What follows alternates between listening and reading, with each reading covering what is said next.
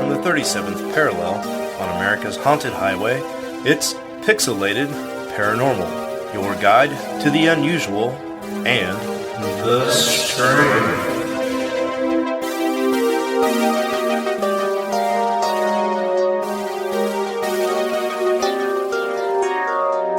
What's up, everybody? Welcome to Pixelated Paranormal. We've got a special episode tonight, so hold on to your pharaoh crowns because we're going to have you begging for your mummies. Because this episode, 156, is all about ancient Egyptian curses and sideshow circuses. And with me, as always, is Preston. What's up, all you cool ghosts and goblins? Who sometimes I really hate. All right. And Big Steven. What's up, everybody? How are y'all doing? Well, I mean, unless you guys have anything at the top, I say we just jump into it. We got a packed show tonight for everybody out there. We do. This deck is stacked tonight, so... Well, let's just get into it then. And I want y'all to pay attention, because much like the Ouroboros, that's the snake that's eating its own tail, I'm going to end tonight's episode in the exact same place where it began, so pay attention, folks. The beginning is the end is the beginning. Mm-hmm. And the first news story tonight then, guys, is Mattel has just released a brand new wave of retro play action figures for Masters of the Universe. News? Question mark? Hold your applause.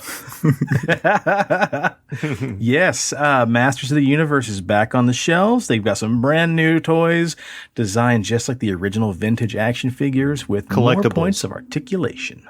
Collectibles, not action figures that are That's true, because I've got an unpunched card on my Skeletor, and I'm super excited about that. That sounds like a weird STD. I've got an unpunched card on my Skeletor, and my doctor should be giving me a topical cream. Now, hopefully in October, I'll be able to get myself a Scare Glow, and then that's all I want, just those two characters. To which you two probably have no idea who the second guy even is. I don't, but it's a cool name. But I'm glad that they're giving props to your era of toys that you love. Dude, I know. They just got through putting out brand new exclusive, basically regens of the original Ghostbuster toys too. You can find those at some Walmart still. Sweet. Yeah, I love it. What year is this? He-Man, yeah. Ghostbusters. It's pretty awesome. Well, in the serious news, guys, Russia is having one hell of a time. Dozens of camels are now terrorizing people living in the Astrakhan region of Russia. A pensioner released several camels onto the surrounding steppe. Now it's an 80-strong coven of wild camels. And they are breaking pipes, terrorizing fences, vandalizing gravestones, gardens, and chasing villagers in the towns of Oren-Zahel. That's terrible. Terrifying, too. In the towns of Oren-Zahiri, Fjordavorka, and Nivorka. And for months since they were let loose by... For months now, since they've been let loose by an 83-year-old man named Yuri Serebrakov. It's always a fucking Yuri in Russia. Yeah, man. And some residents now are too scared to leave their homes. They said if you look one camel directly in the eyes, the animal will chase you and you have to run away. They said that at first there were about 7 camels walking around, then they disappeared.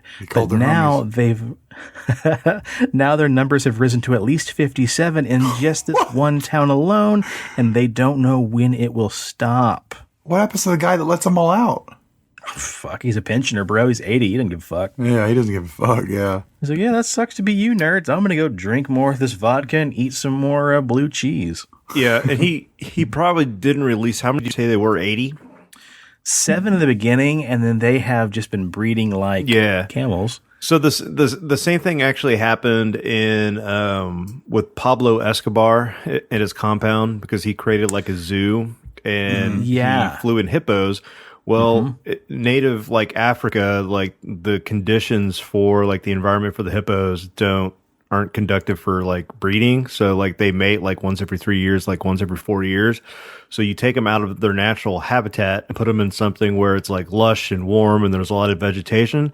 And those fucking hippos like multiplied like jackrabbits. Like there was 3 in the beginning and then there's like a hippo plague. So it's like the same thing happened here. Like camels are used to the desert. They're like, fuck it, it's hot. I can't do anything. And then they're like, fuck yeah, Russia.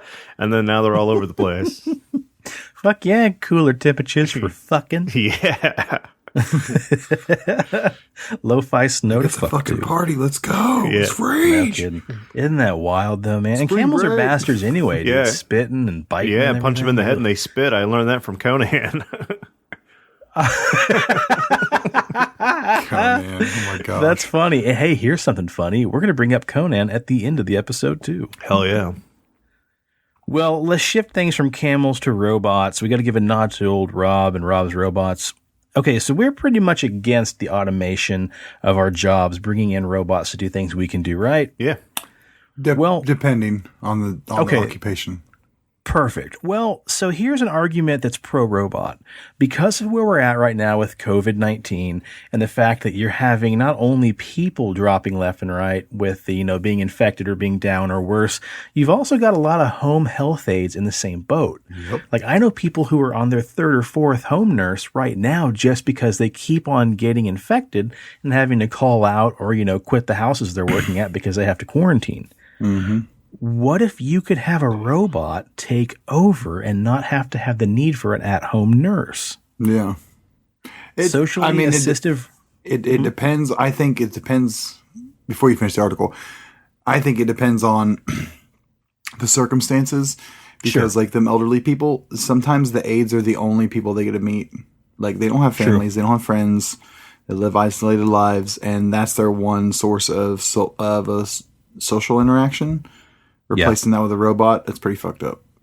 But in the cases like this, where you want to protect the elderly person and protect the aid worker, and the easiest way to do that would be a disinfected robot. Right.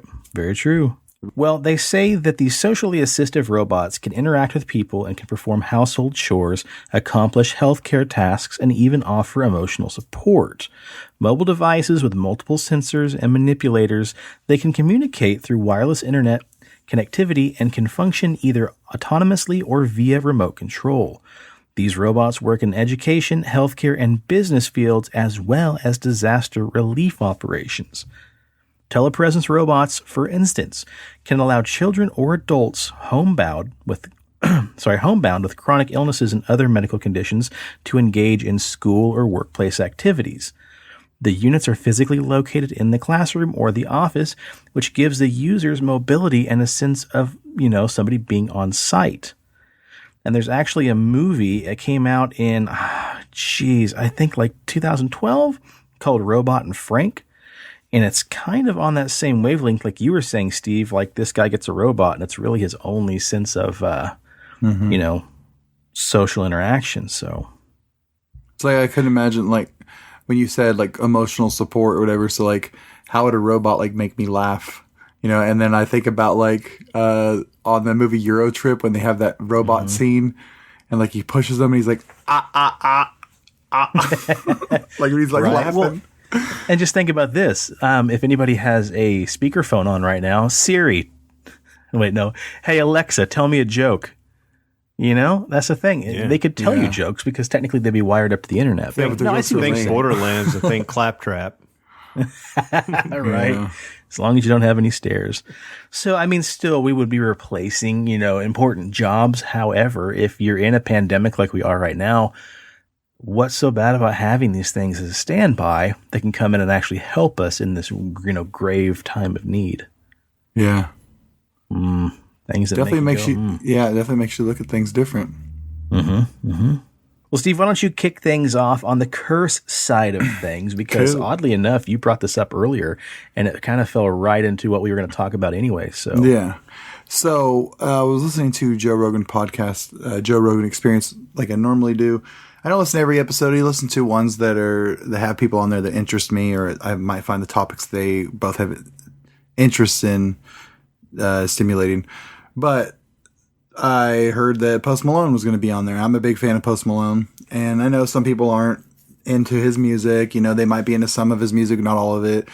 But there's no denying that guy seems to be very genuine. And I mean, every video interview, like, he doesn't do the stereotypical, like, watches his P's and Q's. He's just like this guy that's nice, hangs out. And it's weird. Like, it's hard to say anything about anybody famous because you never truly know, especially, you know, with our culture now, but he seems like a really good dude. So he's on Joe Rogan's podcast. I haven't listened to all of it yet, but they immediately start off with paranormal talk and like horror stuff. Joe Rogan is he thinks everything's scary. So like he thinks every movie is like the most scariest thing. That movie was terrifying, and you're like, what, dude? Like that shit wasn't. Because he's always on like LSD or shrooms or something when he watches these horror movies. Yeah.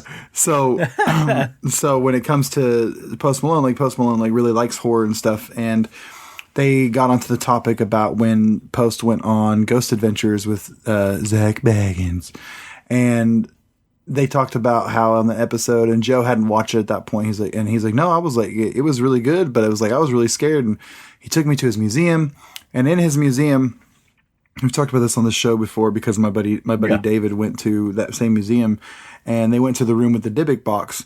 And basically in the episode, they come to this thing of like, some of it's hyped up for TV, but he says that, Post says, well, like, what happens if we take the cover off, and then Zach's like, we can do it. We'll see if we feel anything. He does it. Post says he doesn't feel anything. And then Zach's like, well, I'm going to take the ashes of this dead woman or something and just sprinkle them inside the box and then close it, whatever. Who knows if it was anything real? Who knows? But ever since then, things have started happening to Post Malone. And up until this point, when he's in the interview and he was talking, I didn't put any of this together. I heard about all these things that happened to Post Malone, but to me, it was just like, damn, this dude's just like, he's young, he's partying, who knows what would happen, like that type of shit. And he's famous, he's traveling the world. The more you travel, the more likely shit's going to happen to you, right? The more famous you are, the more shit's going to happen to you, I think. So in that time, like I didn't realize that. And you could tell as he's giving this interview, like he's fucked up, drunk, buzzed off his Bud Light. He always does, smoking weed or whatever.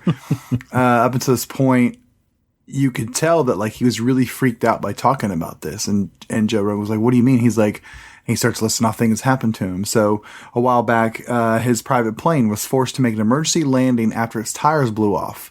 They had to do an emergency landing, but find the perfect place because the tires had blown off. So they had to be in the air for several hours. Mm-hmm. It was like very, very intense. And like he was like tweeting live from it. Like he didn't know if they were going to crash or not. It was really intense.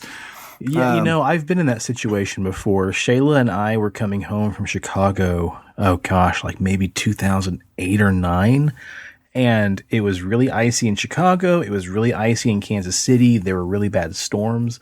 And we had to circle KC a few times to kind of wait out the storm. But our actual wings of our plane were taking on ice. So then we had to abandon the idea of landing in Kansas City. Holy shit, did you guys hear that? No, what was it? It was either a shit ton of gunshots or somebody blew 3 tires. I didn't hear anything. Whew, that scared me. Crap, man. If you got that on audio, you should clip it out. I want to hear it.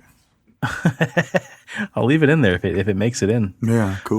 So anyway, the pilot got on there and he's like, "Hey, I just want to let everybody know what's going on here." And basically, the idea was we're going to fly all the way to Colorado, and if we can't land in Colorado, we'll have to do a U-turn and then do an emergency landing in Oklahoma. Yeah. So we flew all the way to Colorado, but we couldn't land because there's too much ice on the fucking Oh my God, plane. it's either go to Oklahoma.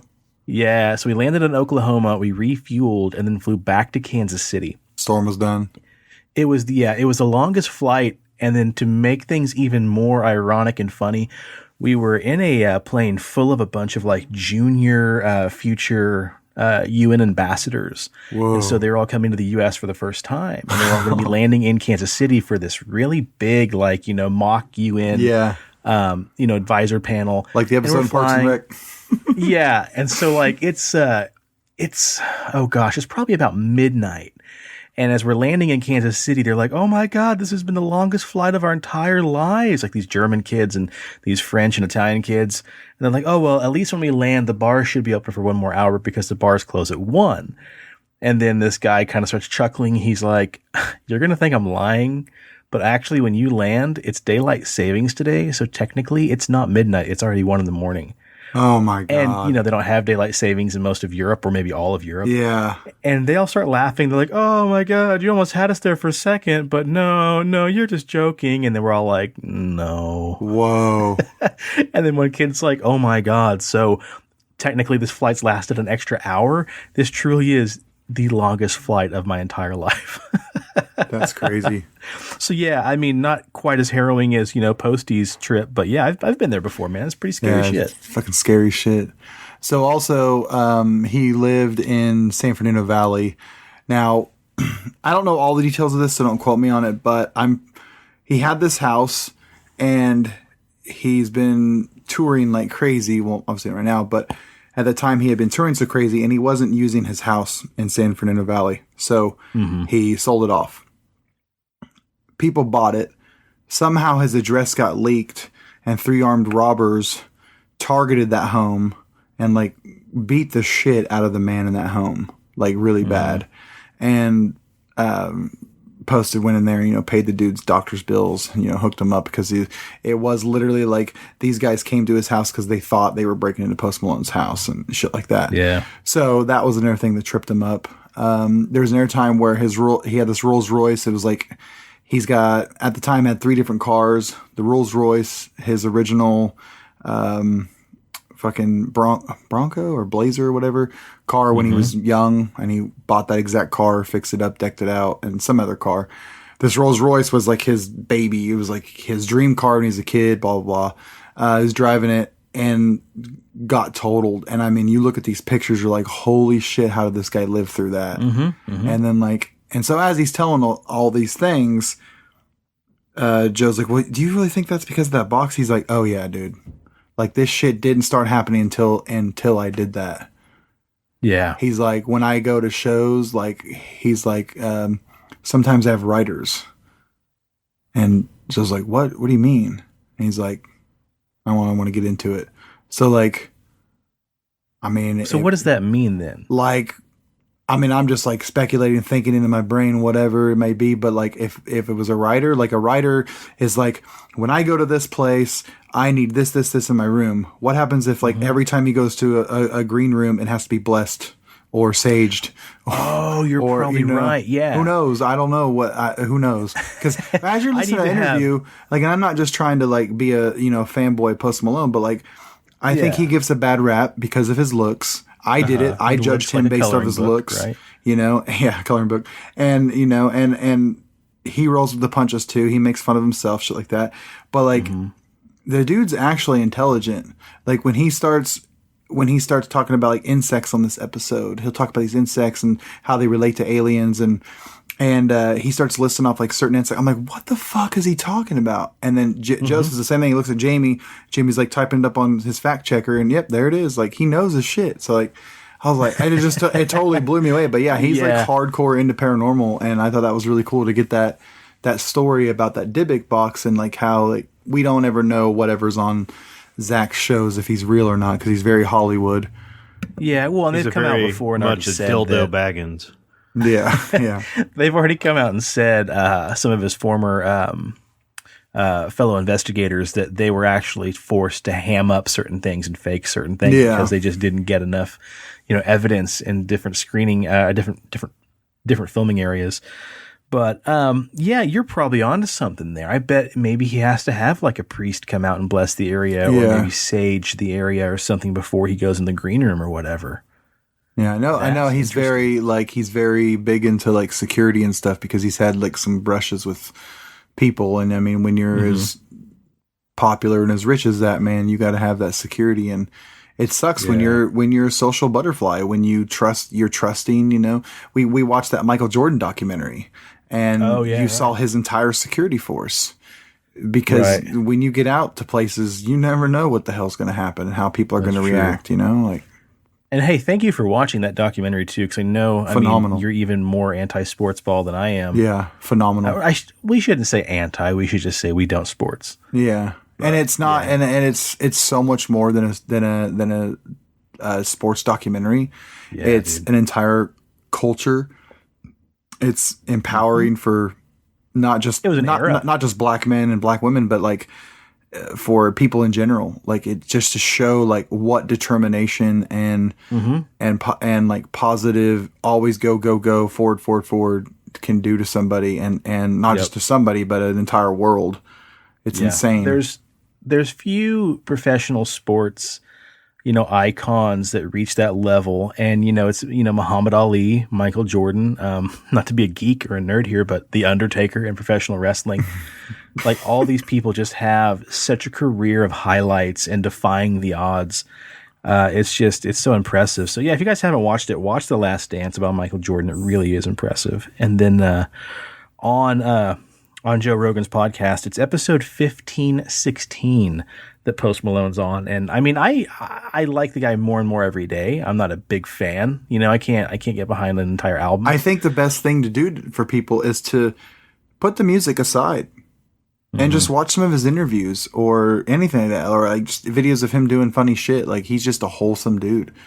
And then to me, that opened up my brain to his music, and then I realized like he's doing music for his life now, like that he likes, that he enjoys, and like, but he doesn't want to be tied to just one genre of music, and I think that's fucking awesome.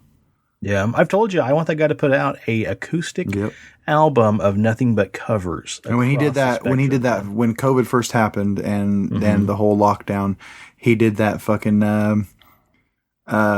Posted by Bud Light. It was at his bunker in Utah, and they did like a little video. And he came out when I know I won't forget that. I watched it live, and he came out and he was wearing the dress just like Kurt Cobain did. I was like, this motherfucker, so tight. Yeah, I do appreciate him more and more in some of his music, but I like that interview too. Yeah, I'm only about an hour into it, so they haven't talked about the insect stuff yet. But it's fascinating to hear and listen to, and I mean the dude is well spoken, and we had a listener story come into us from somebody who traveled to Vegas and went to that museum and encountered that Dybbuk box, and she had some unsavory side effects when she got back. So I mean, is that the one we were talking about before on the show? Yeah. Okay, that's what I thought you were talking about. So I mean, yeah, that's somebody who's not famous who reportedly had some bizarre interactions and encounters when she got home. So it's awesome to see like when somebody of higher or stature or whatever, like somebody famous, that a lot of people seem to respect or have a closeness to, actually be able to openly talk about that they believe. I believe in aliens. Like, what about it? You know what I mean? And like they talk about it and not feel ashamed of it. Oh, for sure. It's got to be hard. I mean, when you're that. Well, and we're everybody's looking at you with the microscope. Disclosure. Yeah. So why not just sing it from the. And also, like, he's got the perfect persona. Why not, as Post Malone, be like, fuck yeah, I believe in ghosts and aliens and all this shit? Like, how's it possibly going to hurt my reputation? I have a fucking sword on my cheekbone. I've got face tattoos. No, of course I look like a fucking alien. Right? Oh, man. Well, that's awesome, man. It's funny you brought that up because Preston and I were writing this episode a few days ago talking about, mummies and curses and stuff. And you're like, you just randomly popped up, man, listen to this thing about Post Malone and, being cursed. It's funny because I don't think you were on the show because when did he, well, you might have been. We talked about that briefly, Post Malone going to the museum and possibly being cursed. We talked about this before, but you may not have been on that episode. I don't think I was on that episode, no. Preston. Do you remember that, Preston? Nope, not at all. Nope. Fair enough. It's not Radiohead, so he tuned it out. Soundgarden to get it right, bitch. That's right. No shit. Audio slave. At least it ain't Tool. Can all agree on that, right? Yeah, no shit, right? Go fuck yourself. Only Tool I listen to is Nickelback. Yeah. Person's like, all my Mason friends just stop listening. Do they all like Tool too? Yeah. You just offended like the largest part of our audience. Way to go, Steve. Awesome. That's pretty bold of you to say, Preston. No, you know what? Listen to what you want to listen to. Yep. I had 7 shots of espresso the other day, and Spice Girls Wannabe came on the radio, and I think I almost blew a vocal cord. I was rocking out to that. I part, think, so, hey, guys, you're a coward because you can't do that without espresso in your damn liquor courage. it's called espresso, not espresso. Espresso, whatever. To all the listeners that are listening out there, what I want you to do is after you listen to this episode, I want you to go on like Instagram or Facebook, and I want you to comment that you listened to Tool just to prove to these guys that 90% of our listeners actually like that band. It's awesome. And then I have nothing against Tool. I love their dedicated don't fan backtrack base. now. No. I love their fan base. I've not delved into their catalog that much. What I listen to, I do like their famous songs, but like their fan base is dedicated like a motherfucker, and I dig that because I'm part of one of the fan bases. Steve, just make sure you look behind you because you're getting awfully close to that wall as you back. Yeah, here we go. You got me again. I was like, wait, what? I looked back. You got me again, fucker. Oh, man. Well, okay, I'll say this, and this is not backpedaling. Preston, you did take me along with your brother and Eric and Patty. We went to see Pussifer. Yeah. Thank you. We went just, and saw Pussifer, just and I a enjoyed small that little a lot. band, and Sean got to go. Like, oh, I'll take you to this random show. Fucker. Well, I guess your brother didn't go because I got his ticket. Yes. Yeah. That's what it was. That's you phenomenal. gave me his ticket. And it was fun. And the best thing about that is that we both got to experience that together. Not that show, but we got to experience of going to a show, not expecting what we got, and then being blown away and be like, okay, that's dope. That's how it was when we went to Kesha. So when you went to Pussifer, you saw the same thing of that. Like, what am I going to? And then you ended up digging it, and you're like, okay, that's tight. Yeah, fair is fair, Preston. Steven and I went and saw Macklemore, who was a double bill with Kesha, and Macklemore is phenomenal. Kesha may have been a better performer all around as far as the entire show. It blew us away. And we're like, what the fuck just happened? Yeah, also, listeners, if you're a fan of Kesha, please go on Facebook, go on Instagram, and let us know. Yeah, sure. We'll do a battle of the hashtags. Who do you like better? In short, listen to what you listen to and love it. Yep. 100%. Well, cool, man. So that besides just Dave Matthews Band, of course, but fuck you. I am relieved. God, this is going to be a 4-hour-long episode, much like the Post Malone interview on Joe Rogan. We were supposed to go to Arkansas. God, I shouldn't have said Arkansas, should I? We were supposed to go to Arkansas and see Dave Matthews in September, and they let us know that they will honor our tickets for next year's show because they had to postpone, much like every musical concert right now, man. Gosh, it happened to me and Jeffrey on the Black Crows. So we got tickets to go see him in August. And now we're looking at September of next year. Now, that's cool. They instantly offered you the same dates because most places are just automatically refunding you because they can't guarantee the same dates the following year. And what's funny is I never read small print. So like on the Dave tickets, they said, you have until like June 8th to reply to this to get a refund. Otherwise, your money will be locked in and we'll just honor your ticket for next year. Well, you're going to go either way, so... Oh, yeah, for sure. Yeah, man. might as well. For sure. It was the one time we can go see him and get tickets for regular price and not that bullshit scalper ticket price. Yeah. So we're talking about concerts real quick. It's a really interesting in Colorado right now. This mutual friend of ours, they just went to this punk show, and you're probably thinking, oh my God, how irresponsible to go to a show during the time. The way that this is crazy. You have a venue, right? Not a big venue, not a huge venue, just for a punk show. Bands will sign up like a battle of the bands type situation. So say there's a band called the Shitty Shits or something like that. So the Shitty Shits go on at 7:00.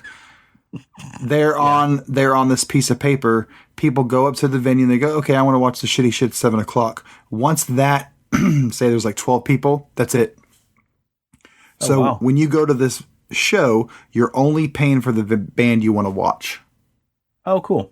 So like Adam and a couple other friends from here locally, they all went to see this band, and they were one of the first of the thing that offered like 10 or 12 people in there, and they get to go there, and they can't stand by each other. They got to have like 6 foot between each other, and there's like it's him showcasing on the Snapchat was insane. Like watching how a show can be performed with COVID. Like, it's really weird because there's not like a bunch of people and that you feed off that energy, but it's interesting to see like that still happened. But I was more impressed with like it being a battle of the band situation. So they had like 12 bands on this list, and then each band played for like 15, 30 minutes apiece, and only that many people were allowed in there. The rest of people had to wait outside, social distance outside, so it wasn't on the venue.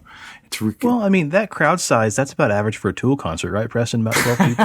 Yeah. There you go. Yeah. All right, let's get on to the show. Oh, God. Yeah. Listen to us. All right, cool. So, Steve, you segue perfectly into tonight's main topic of... the shitty shits? Curses. Mummies and curses, or mummy curses. So let's kick things off, first of all, with perhaps the most famous mummy curse of all time. All right, now I'm going to pull a Preston here and give you guys a quick history lesson. We probably all studied King Tut's tomb, but here's a spark notes of what happened. So... he died, they buried him, put him in a tomb. It's haunted.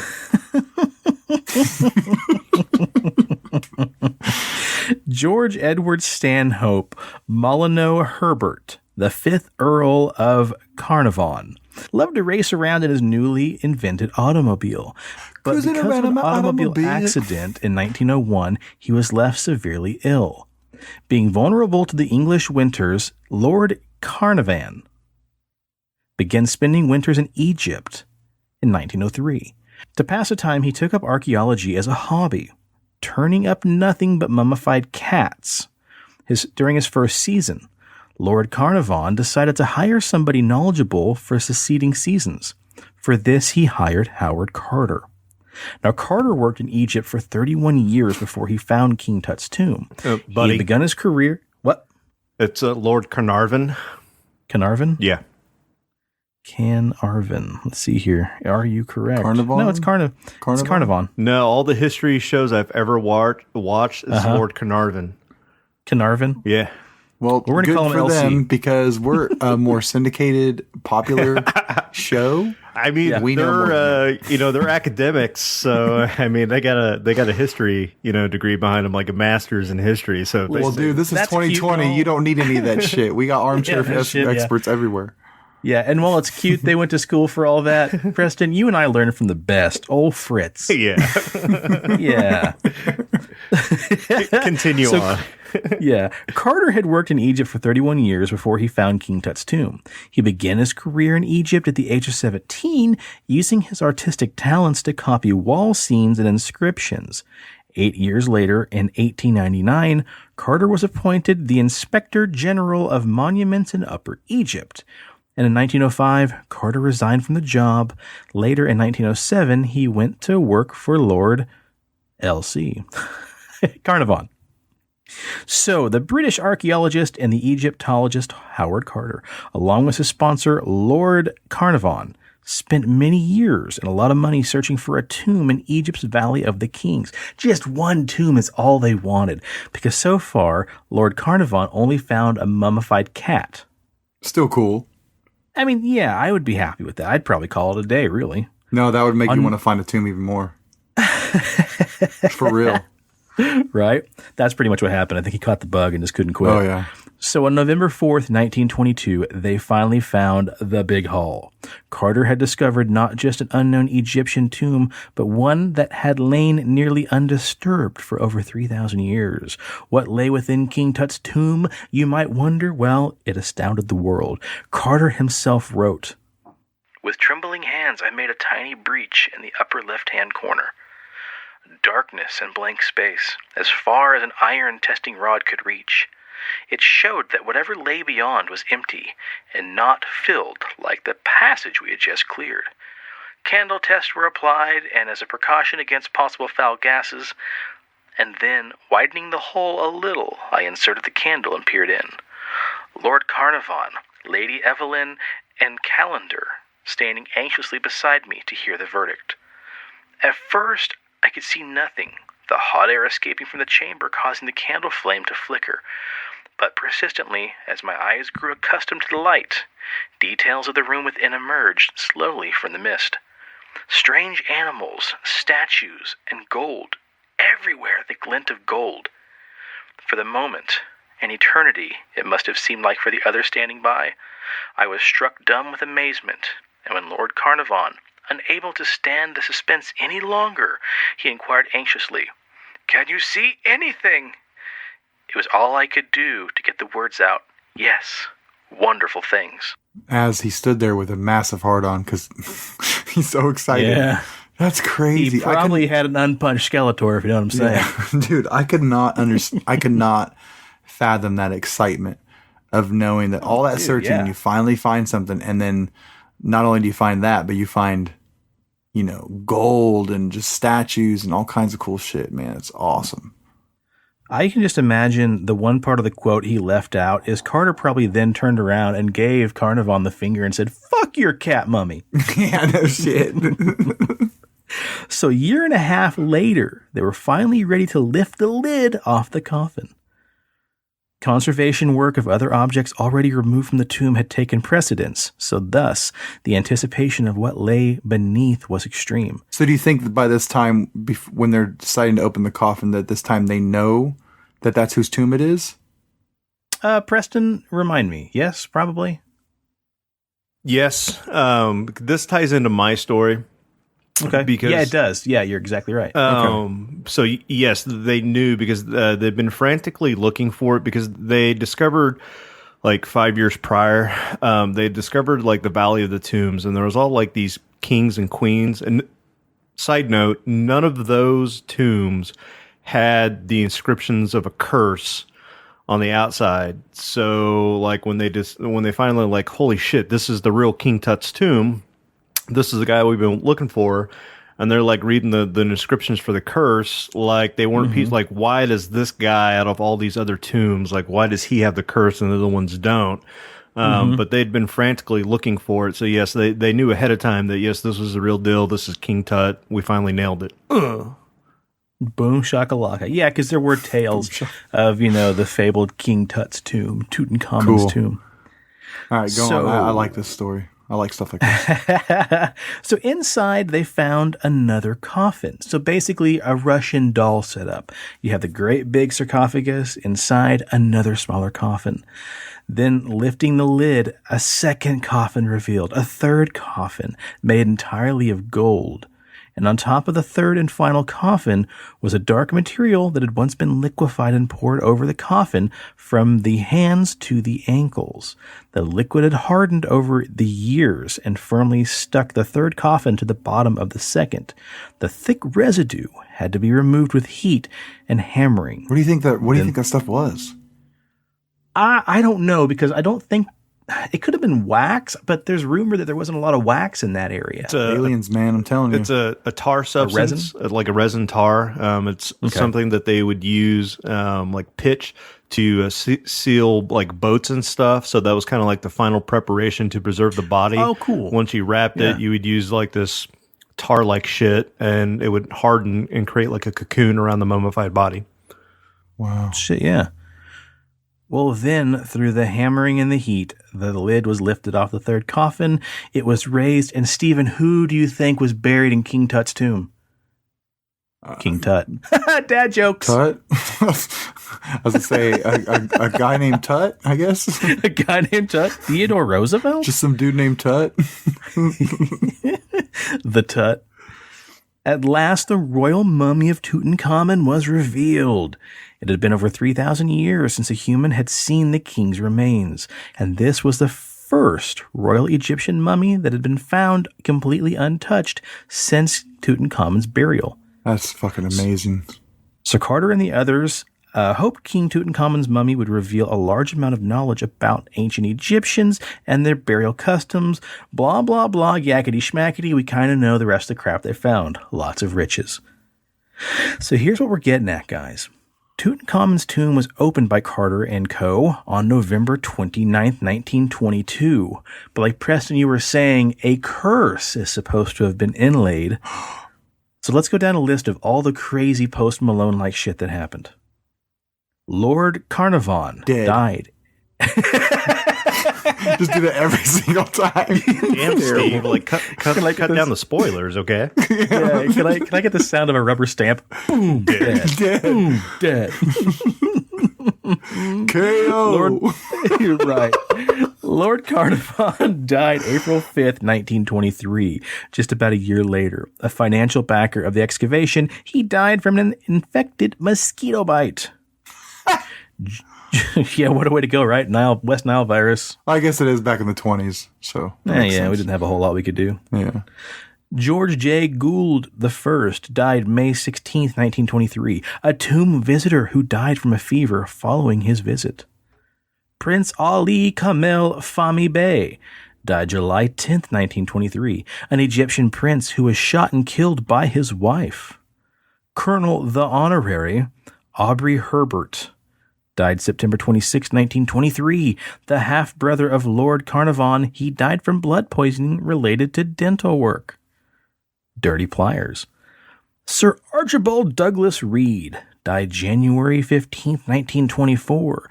The radiologist who x-rayed Tutankhamun's tomb died from a mysterious illness. I don't know, radioactive material maybe? Fucking a radiologist in the 20s? Look at this, I can see my skin. Yeah, like, why can I see through my skin? I don't know, your profession? Fuck. Sir Lee Stack died November 19, 1924. The Governor General of Sudan was assassinated driving through Egypt's capital of Cairo. A.C. Mace died April 6, 1928, a member of the Howard Carter excavation team. He died from arsenic poisoning. The Honorable Mervyn Herbert died May 26, 1929, another half-brother of Lord Carnarvon. He died from malarial pneumonia. Captain, the Honorable Richard Bethel, died November 15, 1929, Howard Carter's personal secretary, who died from a suspected smothering in a Mayfair club. What's a Mayfair club? Fuck if I know. Some shit Masons do. Yeah, why not? Yeah. Press is not quite there Must yet. be an Egyptian Mason thing. I don't know. You have to ask, you can't afford it. Yeah. If you have to ask, your body's not ready and you haven't stretched enough. Yeah. Ooh. Let's look up Mayfair Club. Let us know in the Instagram what the Mayfair Club is. Have you ever watched Tool or Kesha in a Mayfair Club? Mayfair Club, fitness club in Toronto. So he just pulled a hammy at a gym. Okay, Mayfair Club basically was like a card club where you could go and just play cards and, Typical 20 shit. Yeah. Something about ill reprieve. Richard Luttrell Pilkington Bethel died February 20th, 1930. Father of Richard Bethel. He supposedly threw himself off his 17th floor apartment when he saw the ghost of a mummy. No, wouldn't that be great? Oh, okay. Howard Carter himself, the cart man, who opened Tut's tomb, died at the ripe old age of 64 from Hodgkin's disease. His older brother William died the same year. So I think all in all, except for, Carter's old age, some might say a mummy's curse. I don't know. No? I want to see how many people survived the excavation team and all the other people there. Because, a lot of these, dude, it's the 20s, bro. And they're dying of, a fever. I'm going to turn around for you, Steve. Don't worry. Okay, yeah. And so, you can die of stubbing your toe. Yeah. Yeah, no shit. Back in the 20s. I got a splinter. Dead. I got a toothache. Dead. I sneezed too hard. Dead. All right. So if my skepticism on the 20s is, and the curse is there, Preston, what do you have for modern times? Well, now, hold up. Oh, yeah. Sean still got modern times. Oh, is it still Sean? Okay. Yeah. Yeah. Let's fast forward to modern times. So, Sean, what do you have for modern times? I had a great setup here. Let's fast forward to modern times, modern tombs, and a modern curse. July 20th, 2018. You remember, we talked about this. Steve, I think you should have been on the show by then. Egyptian archaeologists had discovered this 9-foot-long, 2,000-year-old sarcophagus that was this black rectangular structure. And they want to drink the liquid.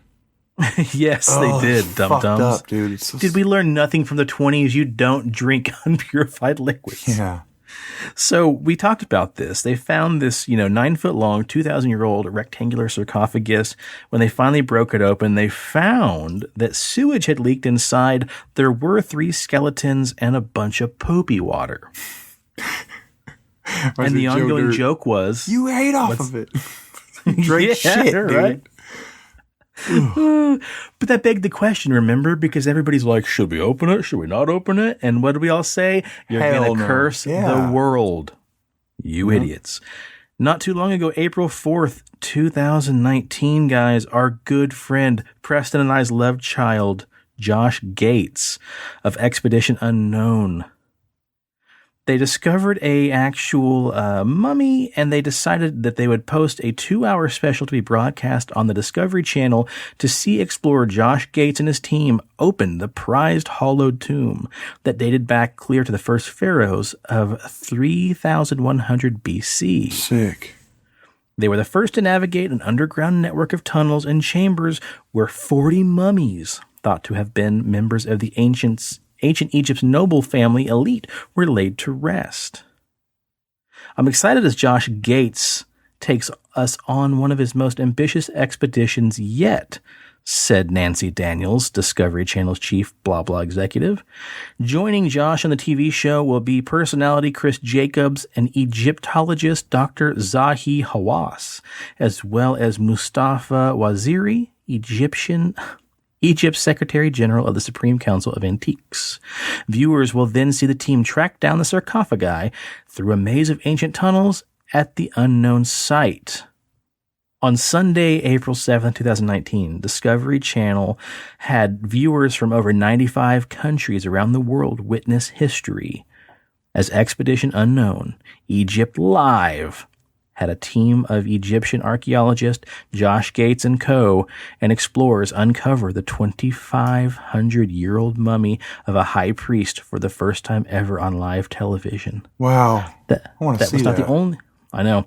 That wasn't the only thing that was stunning that they found. In addition to the high priest mummy, 2 other mummies were revealed along with a treasure trove of antiques, including a mysterious wax head. And again, wax was not a substance that was thought to be used back in those ancient Egyptian times. Aliens. But here's what I want to bring up to your guys' attention. Carter and Carnarvon, they all got cursed and died, right? Let's roll with me here. Because they were all involved in that one unique experience.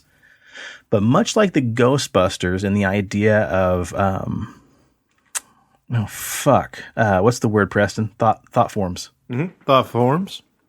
No, what's the other word? It starts with a T.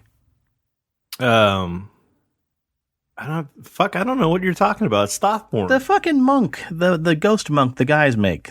What's the thought form called? What's a thought form called? Oh, a tulpa. Thanks. Yeah, you're tulpa. Worthless. Tulpas and Toll Shoes. That was the original name of this podcast. That's right. Tulpas and toe shoes.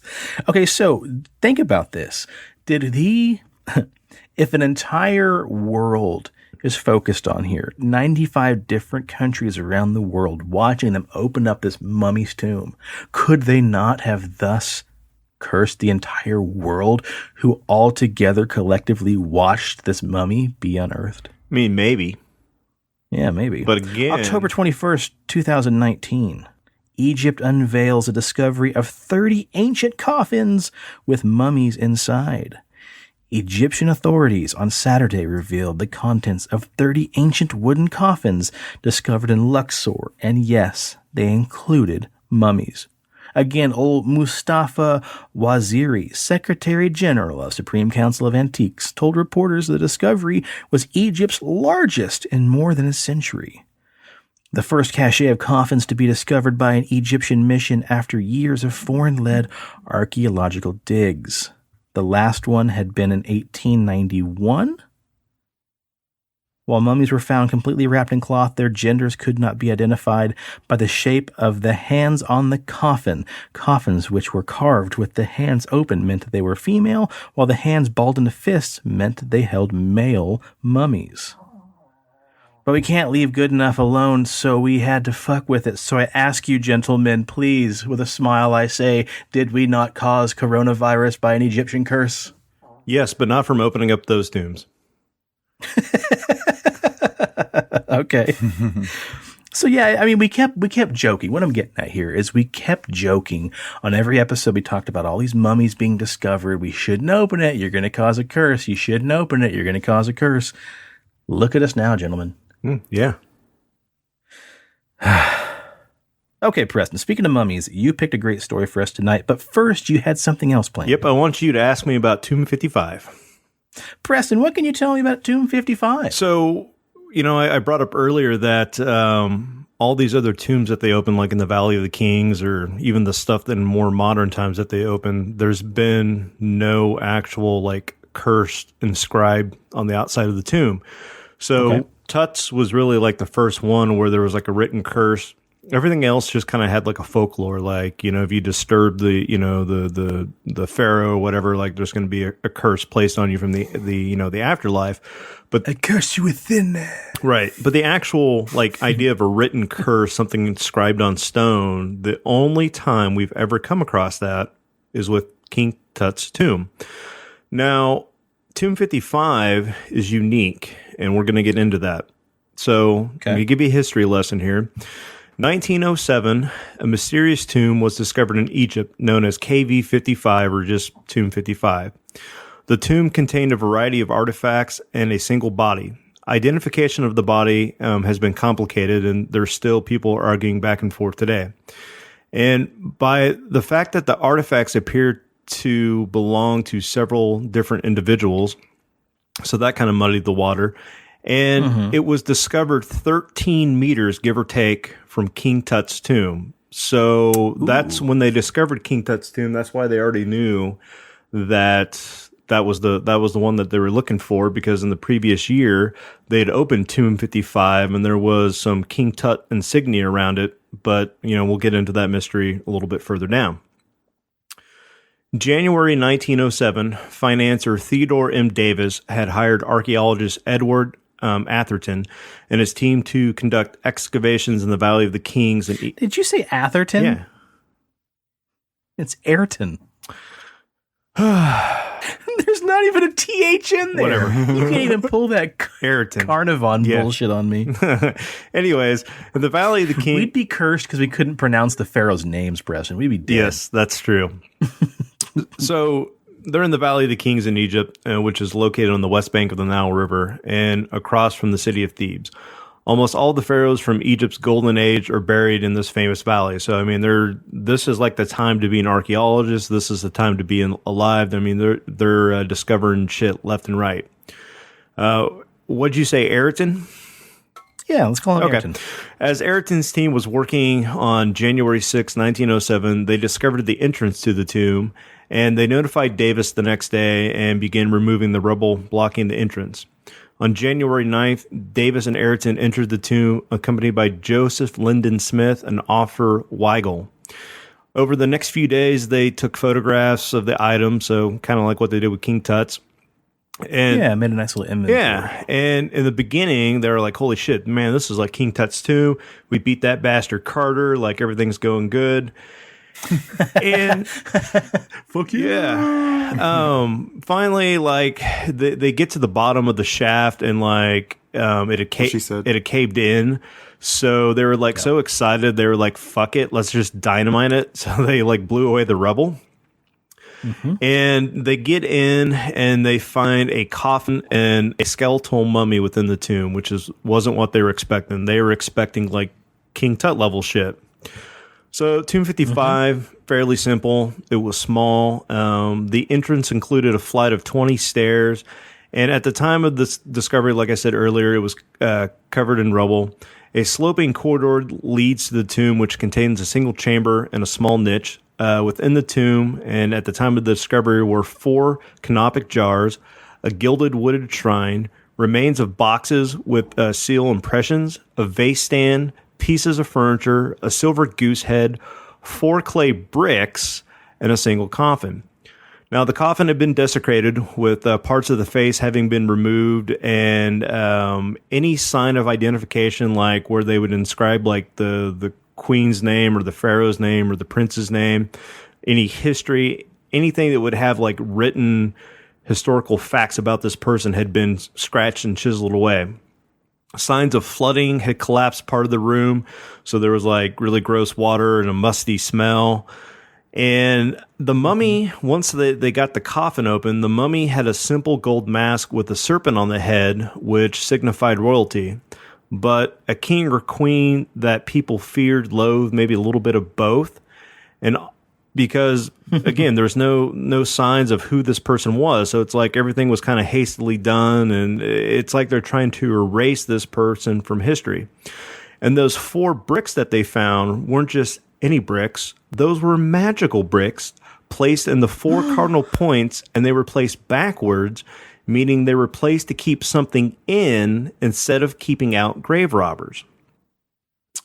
Oh shit! Now, hey, real quick, what's a canopic jar? Yeah, they're the ones that have like Anubis and Osiris and Horus and all the different gods, and they put like the entrails and the brains and whatnot. Yeah, heart and all that. Okay, cool. So identifying the remains in the tomb have been challenging. So there were many clues in the items found within the tomb, but many of these items have been linked to King Akhenaten. The 4 canopic jars within the tomb were all empty, so there was no like remains in them. They contained effigies of 4 women believed to be the daughters of Akhenaten and may have been created for Kaya, one of Akhenaten's wives. The gilded shrine appeared to have been created for Akhenaten's mother, Queen Tae, and Akhenaten's name was on 2 of the magical clay bricks. Dude looks like a lady. Evidence that the remains were female included the positioning of the arms. So how you talked about earlier that you have open arms and right. Yeah, open versus closed. So the arms were open, so they're like, this is a chick. Post-mortem damage to the pelvis and lack of male genitalia, got to be a chick. Later on, it was proposed that the coffin could have belonged to Nefertiti, Meritaten, or Meritaten. And then you have like brother, sister, cousin, Kentucky-style loving going on. So it could have been anybody in that whole entire family. Eventually, it was agreed that the coffin was initially created for Kaya. However, upon further study and test of the remains, researchers concluded that the individual buried within the tomb was in fact a male. Even after it was determined that the remains were those of a male, there remained questions as to who he was, how old he was, and when he died. Scientific testing revealed that he may have been closely related to King Tutankhamun because they shared same DNA. So it was believed that maybe it had been one of Akhenaten's other sons. Another theory was that the remains belonged to,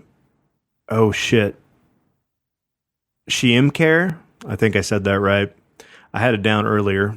Shiimkare? I think it's Shiimkare. We're going to go with Shiimkare. I couldn't correct you. Who may have been Akhenaten's successor, so it would have been Tutankhamun's older brother.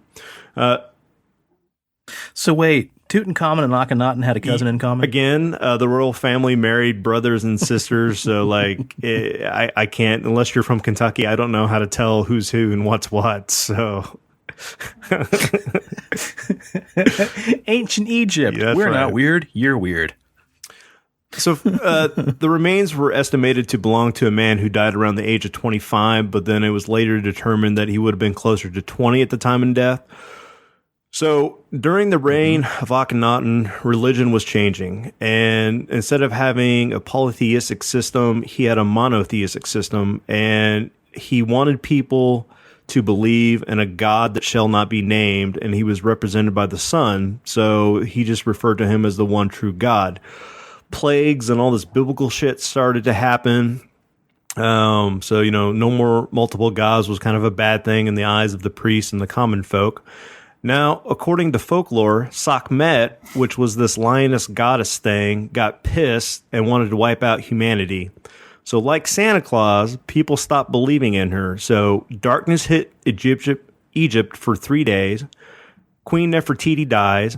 And all of a sudden, reports of Akhenaten becoming more feminine starts coming out. He's growing breasts. He's getting, depressed. He's having mood swings. His hips are getting wider. And then the priests start believing he's being possessed by the goddess herself, and that's why he's becoming more female-like.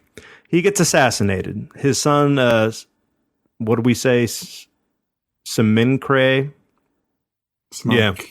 takes over. Yeah. Shimin Kahar, and he mysteriously dies just a few months later. So now it's King Tut's turn. Tut and his main priest, I, believed it was actually Semimcre that was possessed by the goddess. They perform an exorcism on the dead body and rebury it in Tomb 55 and trap the goddess's spirit in the rotting body. With the added protection of the magical bricks in place, and then King Tut being buried only 13 meters away to keep an eye on the vengeful spirit, there you go. Real mummy curses explain. Wow. The reason why the curse was placed on King Tut's tomb was because he was the god power that was kind of set to watch over this actual Egyptian deity that was still possessed inside this rotting body. So 1907, they fucking blow up this one tomb, release the evil spirit, and then a couple years later, they fucking open the other tomb, and like King Tut's like, peace, motherfucker, going to heaven. Oh, interesting. I like that. I'd never, Fritz may have explained that to us, but I never knew that. Akhenaten was a really interesting character because, like you said, later depictions of his, paintings and statuary showed him to have wider hips and breasts. And I mean, modern day science could possibly explain that as just being his body producing more estrogen and less testosterone, because Akhenaten had 6 or 7 kids in his dynasty. But he also had a cone head. They said his head was more conical. And then a lot of people believed he was not even human at all, that he was an alien. And then some would say because of all the royal inbreeding, because, you're only allowed to marry like your sister or your cousins. Like you had to keep it within the family. Oh, yeah. Keep it in the fam. Yes. Only. Well, like we said, Tutankhamun and Akhenaten had that uncle in common. Yeah. And then guess what? He was double dipping. Dead. Yeah. Oh, that's fantastic, man. Yeah, Steve, Preston and I had this really awesome art survey teacher, we call it, who taught us the ancient Egyptian history and all their artwork and whatnot. His name was Fritz, and he was a total honest to goodness badass when it came to this kind of stuff. He actually did archaeology. Yeah, he did Egypt, right? Egypt, Crete, and Greece. He was like all over the place. And then he just teaching you jerk offs. It's like, this is what my life has become. Yeah, he was a cool badass. Dude. Hell yeah. And that guy knew his shit, and God rest his soul, because he did pass away. Oh, that sucks, man. Yeah, a little early. That's cool though to see that he got to do that in his lifetime, man. And and you can tell he's real passionate about it, because then he went to teach it. You know what I mean? Yeah, pretty much when it got cold in Kansas, he's just like, all right, well, I'm gonna go dig up some mummies, and he just pieced right out. So. That's so fucking rad. Well, we've talked a little bit about, mummies and pharaohs and everything else, but Preston, we haven't talked about giant mummies. Correct. So why don't you tell us about the story you were telling me a few days ago at work? So countless people have claimed to encounter giants throughout history. So you have the Greek Titans, various Norse giants. You have the Chinese giant Pangu, biblical China. Biblical giants like Goliath and Anak are examples of stories of extremely large beings in different cultures. And this has led many to wonder if real giants ever existed. Interestingly, American President Abraham Lincoln, inspired by the viewing of the Niagara Falls, stated the following. He was a big motherfucker. Himself. Yeah. He's a big man. Yeah. He had to be a giant to kill vampires. He also had a curse, on his tomb as well. So, yeah, because anybody that tried to break into it encountered a spectral panther. Oh, that's true. Yeah. Interesting. We're tying it all back together. I mean, it's just like that snake. It's like infinity, baby. It just keeps coming back around. Anyways, old Honest Abe said, the eyes of the species of extinct giants whose bones fill the mountains of America have gazed on Niagara as ours do now. Contemporary with the whole race of men and older than the first man, Niagara is strong and fresh today as 10,000 years ago. So apparently, Lincoln believed in the existence of giants, but was he right? And like last episode, if you go back to episode 3, which was one of our rougher episodes, and it was back in the day when we didn't even title our shows, it's just episode 3. Raw and uncut. Yeah. We covered the topic of giants. We talked about the famous Lovelock Cave giants and their skeletons being secreted away in the basement of some college in Arizona. Rob hit us up with the Kentucky folklore of giants. I talked about the Valley of the Headless Men, which deals with giants. But again, let's jazz this shit up and give it the old pixelated paranormal treatment it deserves. So let's take another gigantic stab at this topic. Cool. So I came across this story by happenstance. I was mindlessly scrolling through Facebook, and a weird history article came up about a mummified body of a two-headed giant. So, wait, hold the fucking phone, I thought to myself. A two-headed mummified giant. Color my ass intrigued, and now here we are talking about the Captawa. The Captawa is alleged to be a Patagonian giant discovered off the coast of South America. The body is unusual not just because it's, of its gigantic stature, but it also had two heads. Could this giant be real? It is scientifically possible, but it's also associated with P.T. Barnum, and the fact that it has not been examined by experts, this giant's authenticity always comes into question. Now, I want to pause right there. There was also a He-Man action figure called Too Bad that was a giant that had two heads, but that's not how I'm bringing things back around. Just want to throw that in there. Oh, my God. Oh, my God. Anyways, the Captawa is said to be a 12-footer, and the body of which is in a museum in Baltimore, Maryland, US of A. It is also said to be a Patagonian giant. Patagonia was considered a land inhabited by giants for a long time. The legend of Patagonian giants goes back to a story told by explorer Ferdinand Magellan. In 1520, Ferdinand Magellan took time out of his busy schedule of sailing around the world to stop at what is now called Patagonia, where he found a naked giant dancing and singing on the shore. He's like, wait, hold the fuck up. Yeah, he's like, look at that tackle box swinging in the wind, right? So Magellan ordered one of his men to make contact with that tackle box and to be sure to recuperate the dancing and singing to demonstrate friendship, right? You don't want to make that trouser snake mad. So what? You just strip off your pants and dance around with your little fucking willy whipping in the wind? Yeah, and the giant's like laughing and giggling because it's so small. Fancy meeting you here. It really was a dick measuring contest. No one can just say a simple hello, pull your dick out, and dance around. That's right. Anyways, pulling the dick out worked because the man was able to lead the giant to a small island offshore where the great captain waited. Describing the scene was a scholar along for the journey, Antonio Pigfetta, who kept a diary of the journey that was later turned into a book called Magellan's Voyage, a narrative account of the first circumnavigation. When he was before us, he began to marvel and to be afraid, and he raised one finger upward, believing that we came from heaven. And he was so tall that the tallest of us only came up to his waist, and he had a big, booming voice. On that small island, Magellan had his men give the giant food and drink, and then made the mistake of showing him a mirror. Wherein the giant, seeing himself, was greatly terrified, leaping back so that he threw 4 of our men to the ground. But once things had calmed down, the explorers proceeded to make contact with the rest of the tribe, hunting with them, not hunting them, but hunting with them, and even building a house to store their provisions while on shore. After several weeks with the tribe, Magellan hit upon a scheme. He kidnapped 2 of them to take them back to Spain to prove that he had discovered real actual giants. But this was a cunning trick it were, for otherwise the giants would have troubled some men of our own.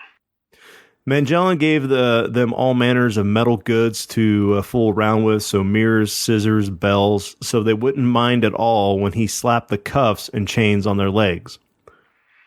whereat these giants took great pleasure in seeing the feathers, and did not know what they had to be put, and they were grieved that they could not take 'em in their hands, because their mitts were already full of other trinkets. Anyways, Magellan thought...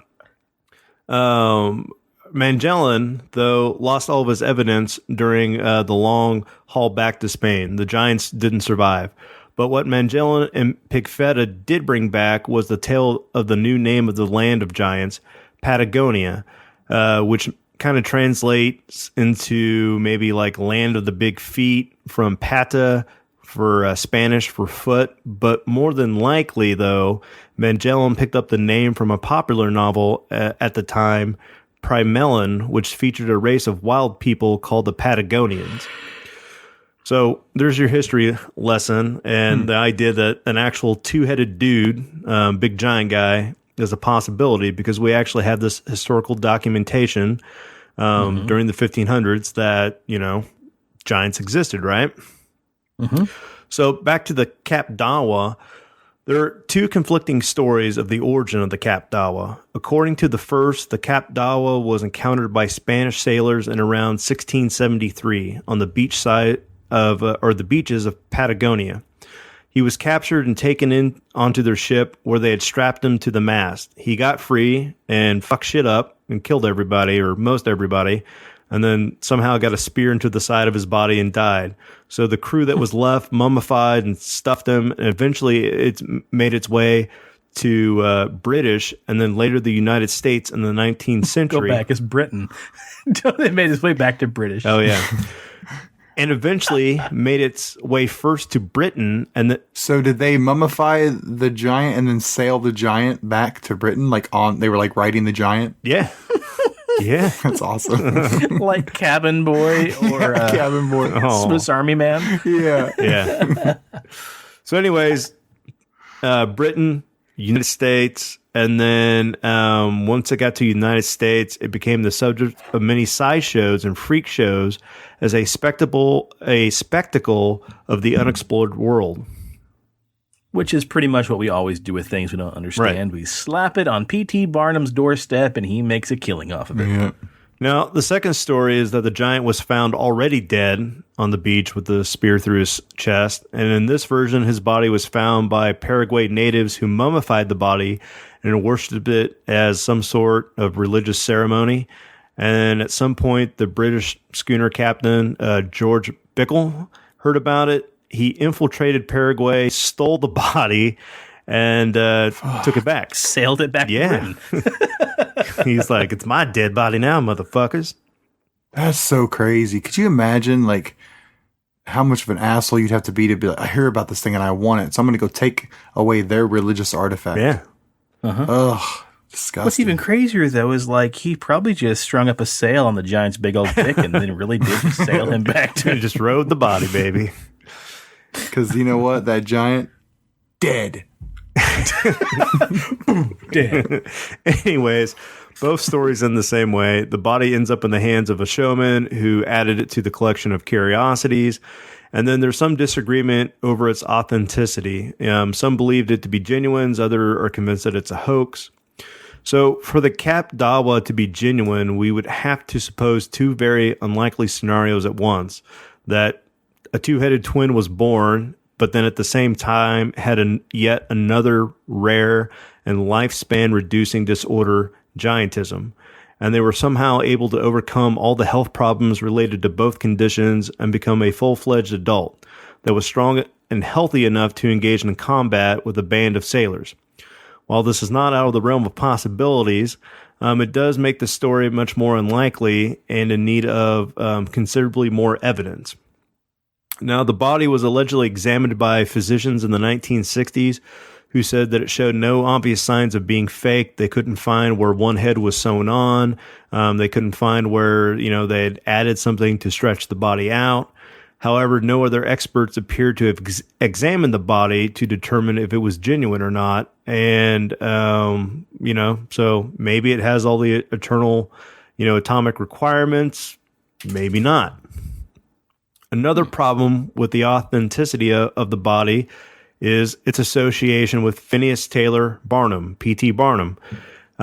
Ooh, I called it. He was a 19th century showman, businessman, and politician known for shows in which he would display creatures or items which he claimed to be the remains of mythical creatures from distant lands. Two famous examples would be the jackalope and the Fiji mermaid, which I believe we covered the Fiji mermaid on one episode. P.T. Barnum was known for telling tales, and most of his specimens have turned out to be hoaxes, the most famous of which would be the Fiji mermaid. So any association with Barnum immediately casts doubt on the authenticity of the Captawa. Furthermore, there is a strange art form known as rogue taxidermy, which consists of reconstructing corpses to look like mythical creatures such as dragons, fairies, goblins, and even giants. And even Asquatches. Yeah, Asquatches. And then there was that guy that like his cat died, and so they taxidermied onto a drone so he could fly the dead cat around. And then it became so popular, they're like, let's do squirrels. God. Let's do other birds. I remember that. The cat shit was fucking creepy as hell. So this practice is not, practiced very often today, but it was popular in the 19th and early 20th centuries. A two-headed Patagonian giant would be a likely candidate for a specimen to be made by rogue taxidermists. Although it is still scientifically possible for the Captawa to be genuine, as a set of Diocephalic Parapecus. There you go, who suffered from giantism. We have to consider that the unlikelihood of this scenario with the following: the association of the specimen with a man known to have produced multiple hoaxes, and the fact that no one has really examined the body since the 1960s, all suggest that the Captawa is more likely an elaborate hoax. But I'm not ready to call bullshit on this, because if you look at that picture, that thing looks pretty gnarly. That's impressive, man. I want to believe more than Mulder right now that there is a two-headed giant just swinging his 6-foot willy around like a jump rope. Shores of Paraguay. Yeah. Now, I updated this doc while you were talking. Did you guys get the picture underneath the Captawa? Yeah. Okay, so there's actually a living set of Diocephalic Parapecus twins right now, Abigail and Brittany Hensel. Yeah, their Instagram's really cool. I've never been to it, but I was thinking the other day, again, here's the singularity, whatever happened to them? Because Shayla and I, back before TLC became, a parasite of its own, we watched several specials about them. And this type of twin are highly symmetric for conjoined twins, giving the appearance of having one single body without marked variation from normal proportions. Each has a separate heart, stomach, spine, pair of lungs, and spinal cord. Each twin controls one arm and one leg. As infants, learning to crawl, walk, and clap requires cooperation, but they can each eat and write separately and simultaneously. Activities such as running, swimming, hairbrushing, and driving a car do require coordinated action. This set of twins actually has been covered in the media such as Life Magazine, The Oprah Winfrey Show, the TLC channel back in 2006. And they're still alive. Obviously they've got that Instagram account, but it's just wild. So I didn't even read far into this story, Preston, but I was like, wait, that's just like the girls from the And if you look at the two show, photos, look at the mummified body and then look at the actual living set of twins. They have a lot of similarities to their body structure. And then if you look at the mummified body, those look like identical heads. And you have to think in the early 19th century that would be hard as hell to fake. Like one head would actually be off a little bit. So for me, it's kind of hard to say hoax. I think that the Captawa is a real Patagonian giant. And when Magellan, when they went, to the beaches and found the tribe, you have to think that the average European at that time was like 5'1", 5'2", like they were Napoleon size. Why this average tribe in Patagonia was 6 feet to 7 feet tall. So in their eyes, they were like huger than what they really were. But like 7 feet today is like the average basketball player. Yeah. And I don't know the Bible very well, but there's a lot of people who speculate that David and Goliath, David would have been a man who was about 5.5 feet tall, and then Goliath could easily have just been 6.5, 7 feet tall. And they always 12 feet tall. Like, you have to think about like the words you use to describe something. So like sometimes when we translate something from like Egyptian to English or Chinese to English, like the translations don't always stick because the concept of that language has to do with what that society knows or like what's around them. So in the Bible, it always said that the giants were as tall as the cypress trees. Well, that doesn't mean literally that they were that tall. It's just that they had to have something as a reference point so that you get the idea that they're bigger than you. So what's the biggest thing that you know of? Well, it's a fucking cypress tree. So you're going to say, well, they were giants. They were as big as cypress trees. Just saying that they could have been 6 feet, 7 feet, 8 feet, whatever.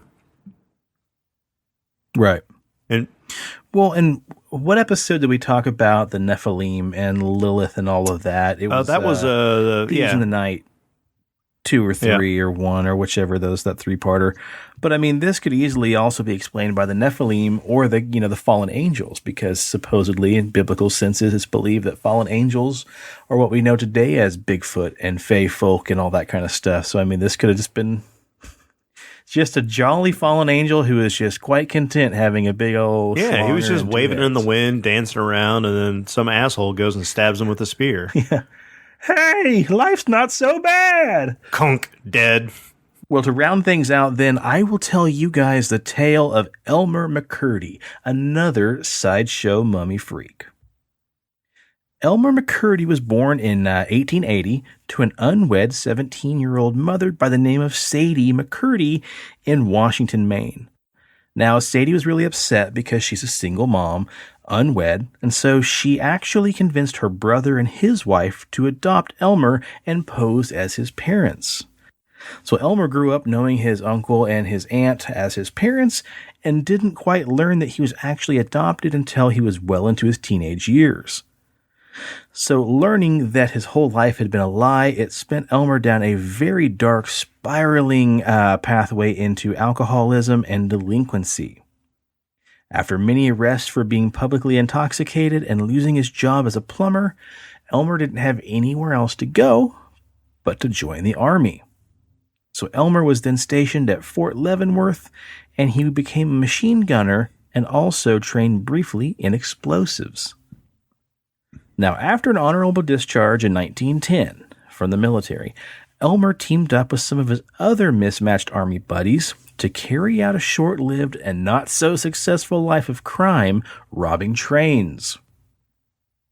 In March of 1911, Elmer and his crew planned out the robbery of an Iron Mountain, Missouri Pacific train traveling past Lenapaw, Oklahoma. Now, they successfully stopped the train and located the safe containing what they were told to be 4,000 American dollars. However, Elmer lacked keen knowledge in explosives, and this became widely evident whenever he set off the explosion to blow open the safe, but the blast actually destroyed the entire train car, including the $4,000 it contained inside the safe.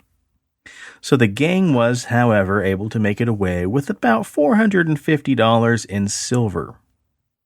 So that was attempt and strike number 1. Later, his crew attempted their second robbery of the Citizens Bank of Chautauqua, Kansas.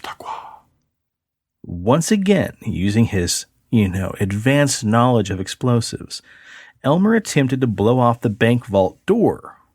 But instead, like something out of a movie, Elmer somehow managed to again misjudge his explosives and blew up the entire bank. All except the vault, which remained completely intact. So Elmer tried once more to blow off the door of the vault.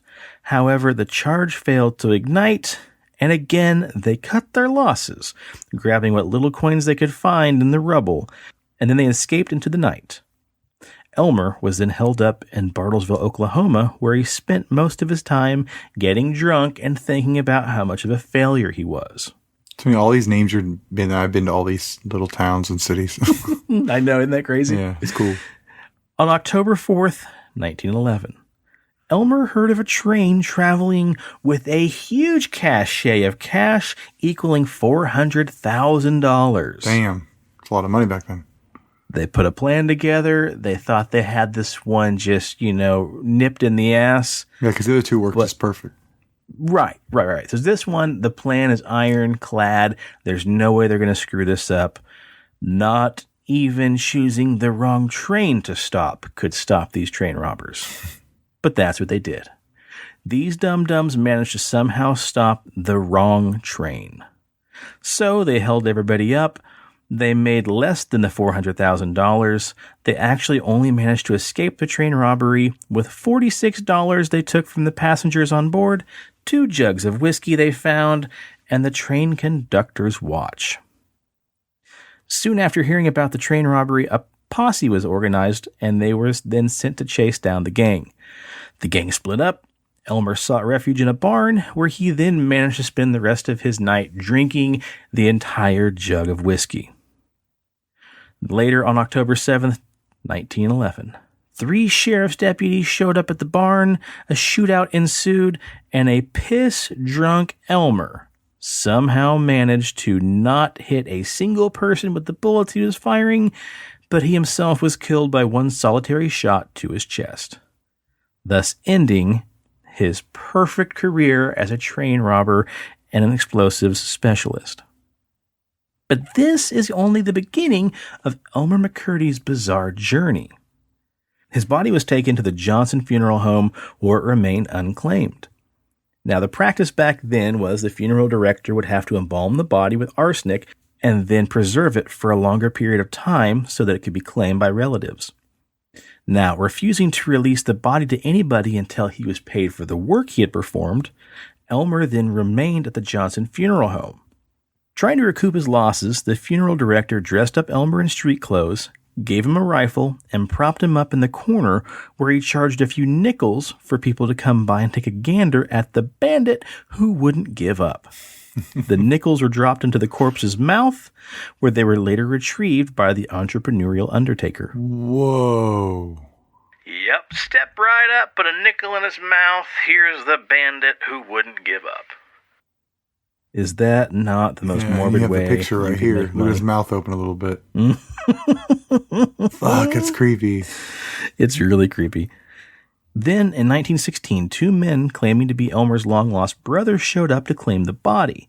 The 2 men weren't his brothers, but instead James and Charles Patterson, who were what, Preston? Carnival owners. Carnies! And they had Smell like cabbage. Small hands. Small hands. Crusty jugglers. And they were of no relation to Elmer. Instead of giving Elmer a final burial, instead they put his body on display as part of their traveling carnival. And for decades, the body was passed from carnival to carnival. And what's funny here is the legacy lived on. Every carnival that displayed the body posed him as the bandit who wouldn't give up. But with each new owner, Elmer's backstory would change. And in 1933, he was purchased by Dwayne Esper and used to promote his film, Narcotic. Elmer then found himself in the lobby of several theaters where he was touted around as a drug addict killed by police during a robbery. Oh my God. The man just wanted to see the world, and that's just what he did. Oh my gosh, he died. Nuts. Yeah, nobody sailed him like a sailboat, though. That's too sad. In 1949, Elmer made his way all the way to Los Angeles, where he was placed in a storage and remained there until 1964. Then he was lent out to filmmaker David F. Friedman, who gave Elmer his very first screen credit in the 1967 film She-Freak. Then Elmer changed hands yet again, and he was sold, along with several other wax figures, to the Hollywood Wax Museum. But after a brief time on display, Elmer was sent to Canada, where he's put on display as part of an exhibit on Mount Rushmore. Finding Elmer to be too gruesome and not lifelike enough, however, the body was then returned back to L.A., where he was sold to Ed Learsh, the owner of Pike Amusement Zone. So how does this body stay intact? So he was preserved by the actual funeral home. So they basically embalmed him with arsenic. So the body would decay at a much slower rate.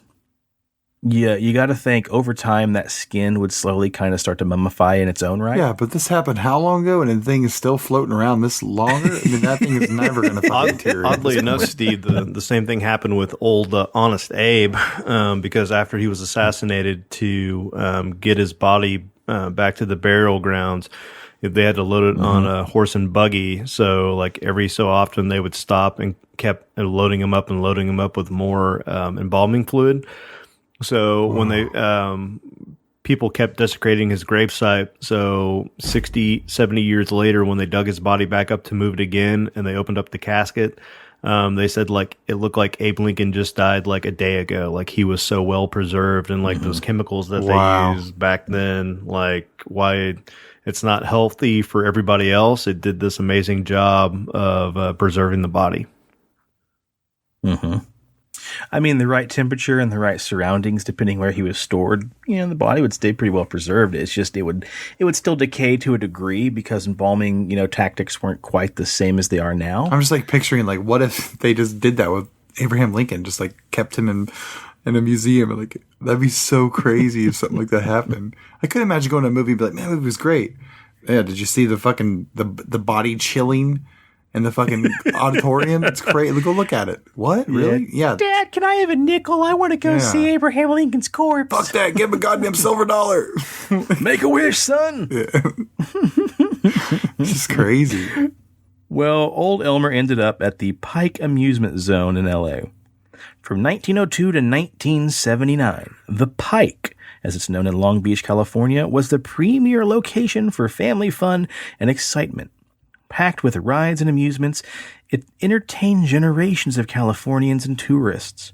One of the rides at the Pike, a fun house, featured anything from skeletons, monsters, and even a hanging gallows, with one solitary, extremely realistic victim hanging from the gallows. In life, that corpse was known as Elmer McCurdy. They hung the motherfucker just to dangle? It's amazing. But no one realized they had a real dead man hanging in their haunt until decades later. These guys have no shame. In 1976, a strange discovery was made during a taping of the famous television show The $6 Million Man, where they were filming at Pike Amusement Zone. Holy shit. The art director on the shoot was making a few last-minute changes to the funhouse set when he decided to move the wax dummy that was hanging from the gallows. In doing so, the art director accidentally broke the arm off the dummy. So he thought, holy crap, no one's going to notice. I'm just going to super glue this bad boy right back where it was. But while attempting to glue the arm back in place, he then discovered inside the arm was human bone and muscle tissue. So he immediately called the police and reported the real-life body that was hanging in the amusement park. An autopsy was performed and traced the corpse's bill of sale, identified as, quote, a wax dummy, to be none other than Elmer McCurdy. Wow. Elmer was finally laid to rest April 22nd, 1977. He traveled the world for 66 years. They buried him in Boot Hill in a section of the Summit View Cemetery in Guthrie, Oklahoma. In order to make sure this was the last stop in Elmer's tour, a 2-foot-deep layer of concrete was poured over the body. So rest in peace, Elmer McCurdy. You traveled farther in death than some ever do in life. Well, I'm glad that you finally decided to bury him, but you really fucking buried him. You concreted that dude. Like, not only did you desecrate his body for years, then you're like, all right, we're going to make sure no one gets any kind of soul from this dude. God. What would be hilarious is if they did that, and then the camera kind of pans out to a solitary farmhouse on the hill outside of, Guthrie, Oklahoma, and you got the guy who owns the cemetery rocking back and forth in a seat, and he's like, oh man, what a day, right, Elmer? And Elmer's just propped up in the corner by the fireplace. No shit. Well, folks, I told you I was going to bring it all the way back around to where we began. In 1981, the Masters of the Universe toy line was created by Mattel. And we all know He-Man, right, Preston? Right? Stephen, He-Man originally was modeled after the Conan series. Yeah. But while He-Man is pretty badass, they had to have a really nasty arch rival for He-Man to fight. Somebody who was just nasty enough to possibly take over Eternia. Well, former Mattel artist and toy designer Mark Taylor recounts the backstory behind the creation of his character Skeletor, which stems back to a traumatizing event at a local carnival, in which, while traveling to the carnival, he was certain he had saw a real-life corpse hanging from a gallows in the back of a funhouse. 60 years later, Taylor learned that his encounter at the Pike amusement park was in fact real. He says, I knew it was a real person. And over 60 years later, I'm watching the Discovery Channel. It turns out he really was a real guy. That's tight. And he really was at the Long Beach Pike. It confirmed my superstitions. AKA Skeletor's grandfather. Wow. Right? And so Elmer McCurdy was the inspiration for Skeletor. That's awesome. Man, well, what a super packed, extra fun episode that was, man. That shit just took so many different directions, kind of like Elmer McCurdy's body. Curses, dicks in the wind. Well, guys, I think that's been plenty for this episode. Why don't we plug some stuff and get out of here? Cool. Check us out on Facebook, Pixelated Paranormal Podcast. Make sure you share that shit, like that, comment, whatever. Check out our Instagram, which is PXL Paranormal. Get on there. Comment. We love interaction, stuff like that. Send us DMs if you have any stories or criticisms or comments or anything like that. Yeah, other than that, that's all I got. Oh, yeah. Yeah, please rate and review us on iTunes. If you think we do a decent job, a great job, in fact, give us a 5-star. Give us a 4-star. Just give us a rating if you'd like. We'd love to hear what you think, and that helps us get out to even more listeners. The higher we climb the ranks, the more people know about our show. Indeed. And speaking of our show, check out the rest of the shows on the Pixelated Sausage Network. Check out 13 Nightmares making its return very, very soon. I keep saying that. I'm going to stop giving a date because life has a way of getting in the way, it seems. Heavy sigh. But it is coming back. And then check out Animazingly Baka, check out Pixelated Sausage, and check out Attack the Backlog. Presto, what do you got? If you need a beard, if you want a beard, if you want to grow a beard of gigantic proportions, check out BigDobsBeardBomb.com and use promo code PXLPARA for 20% off your order. And get yourself some scents like Dundee Cedar, Bay Rum, Sweet Tobacco, Fresh, Citrus, Mint, and Classic. And stay local if you're in the Wichita area and go get your hair razzled and dazzled by our main man Colin and book your appointment today at www.cutsbycolin.com. If you need some acupuncture work done or you just, need your chi realigned, go over to threepillarshealth.com and book your appointment with Benny. And if you guys are out and about on a weekend morning here in Wichita, stop in front of Spectrum Music. It's a local record store, and you might just catch a legendary glimpse of the Paranormal Experience food truck. And we highly suggest checking that out. Preston, you and Jeffrey tried it first, last week? 2 weeks ago. 2 weeks ago. Now, what did you guys have? I had the Loch Ness or the Nessie breakfast sandwich, which was a sausage biscuit with bacon, and then she had the Jekyll and Hyde. Oh, hell yeah, dude!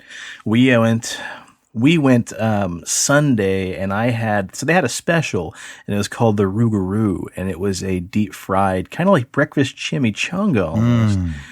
With sausage, bacon, andouille sausage, egg, cheese. Jesus, sounds good. Yeah, Shayla tried the Bigfoot burrito, which is, I don't want to say it's your standard breakfast burrito because the ingredients they use just made it taste far better than anything you'd get at a Quick Trip or a McDonald's, man. It was a pretty choice burrito. And then we tried the Squatch Tots, which are tots that have, I believe, egg and a little bit of sausage and some spices ground up into them. Whoa, sounds so good. Yeah, dude. They've got a Thai chili sauce, which is delicious. And then everything is paranormal themed except for the Thai chili sauce. It's just, that's what it is, a sweet Thai chili sauce. But the green sauce is called the Little Green Man. Just all sorts of really awesome stuff, man. It's delicious. The people there were so nice, so welcoming. I don't know if it was the owner I talked to, but I talked to a guy for a few minutes about it. I just said, one of my co-hosts checked you guys out a few weeks ago, and he made the joke that somebody made a food truck for us. It's our kind of theme, and it was delicious. So. That's cool. Need to get him on here, Steve, do like a little interview or something. That'd be cool, man. There's also a really great bakery. We should probably plug these guys, too. I don't know if you guys have been or heard of it, but just down the street from our house, there's a place called Weirdo. And they do all sorts of, cookies, cupcakes, some legendary killer cinnamon rolls that will probably give you diabetes by just looking at them. The beats. But yeah, so they're pretty great too. I told them we'd stop in sometime and kind of give them a plug and do a little interview with them as well. But cool. Steve, next time we go to that food truck, I will bring you I would love food that. to work. Yeah, since you work weekends. So I want to try that shit bad. Oh yeah. And then speaking of local, please go by and check out CD Trade Post at Pawnee and Seneca. Say hi to Leslie and the gang. Pick up some new Blu-rays, video games, movies. And then if you're down by Harry and Rock or need something printed, check out our friends down at Fast Print. All right, guys. Well, I think that just about does it. I would like to say cheers to the weird shit in the world and those of us that love to talk about it. And stay spooky and stay on the paranormal highway. Dead. The cast at Pixelated Paranormal would like to thank you for listening to this week's episode. Pixelated Paranormal is here to tell you tales of the fantastical, the strange, the unknown. Tales that will move you a little further down the paranormal highway. If you'd like to share your own listener story, we would love to hear it. Email us at pixelatedparanormal@gmail.com. Again, that's pixelatedparanormal@gmail.com. We'd really love to hear from you. Again, thanks for listening to this week's episode of Pixelated Paranormal, your guide to the unusual and the strange.